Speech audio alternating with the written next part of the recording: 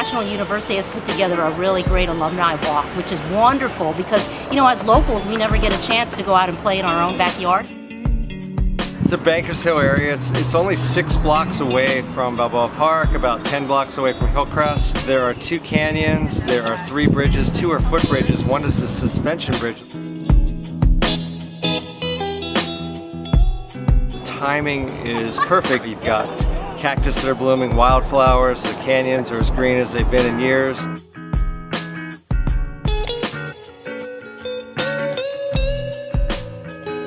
National's doing a lot for alumni. Hopefully more people start to do it too.